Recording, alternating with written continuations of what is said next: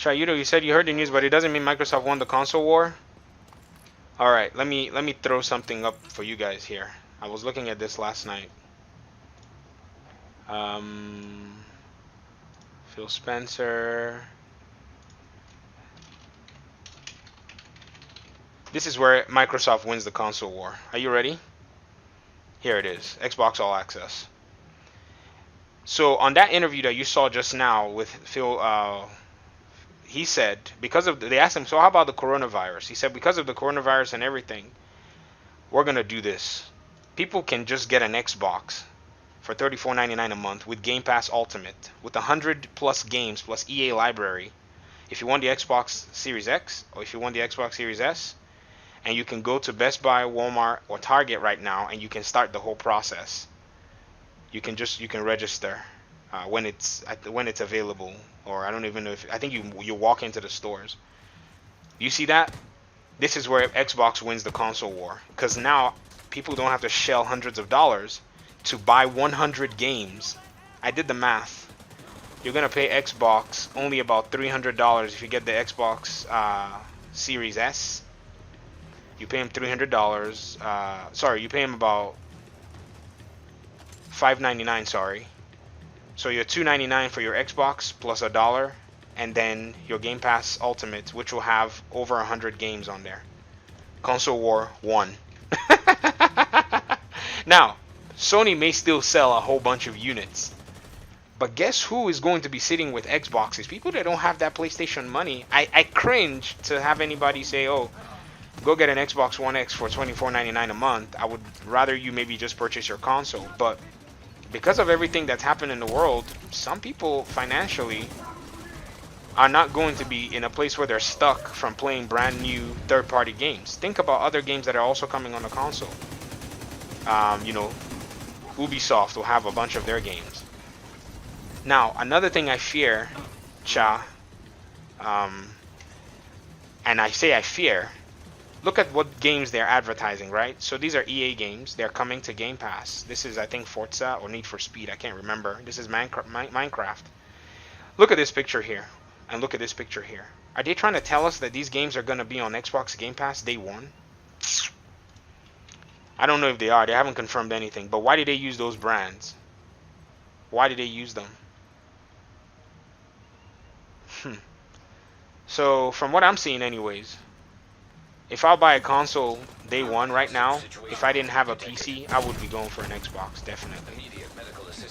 Now, like I said, I cringe having somebody have to purchase a console on a monthly plan, but it is done for a purpose, for them to be able to gain access to the ecosystem. And they still don't have to shell out money for other games. Oh, let me even show you the true value. Sorry, I stopped short on my math. I like this kind of stuff, guys. Sorry.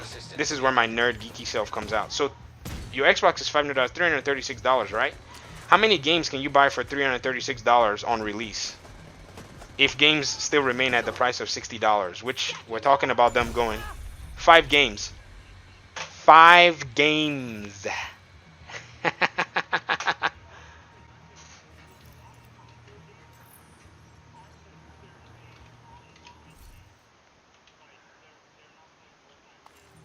Yeah.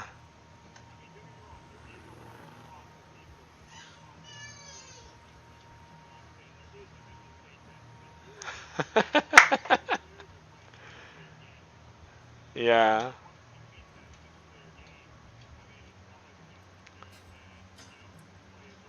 Exactly. Mr. Monkey Meat is, for those of you who can't hear my chat, you're saying that he's saying that if you beat a single player game, in more cases than none, you're not going to go back to that single player game. And I think that's what Microsoft bet on.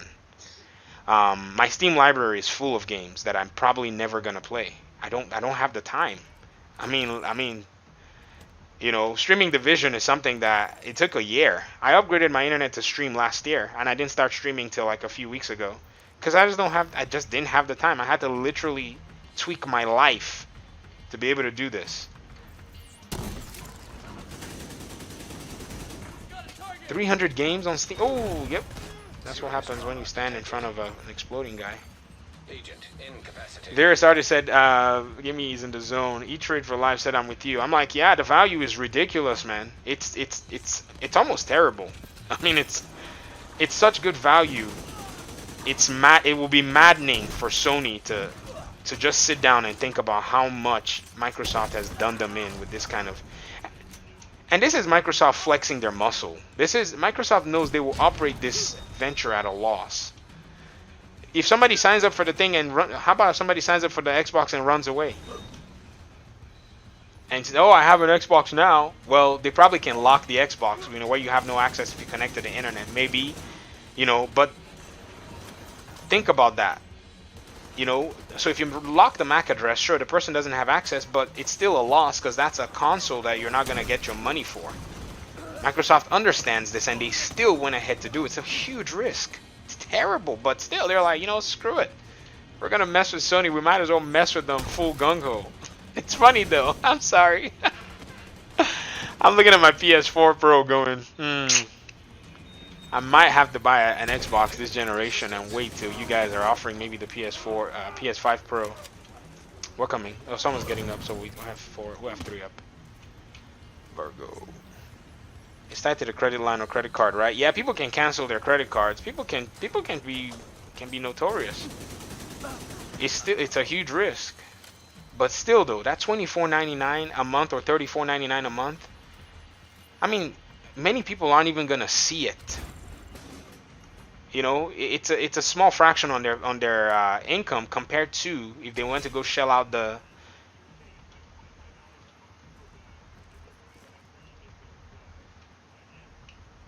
Yes, the S is $24.99. The X is $34.99. You get games. You get 100 games. It's like walking into GameStop and they give you a console and say, "Hey, open your trunk."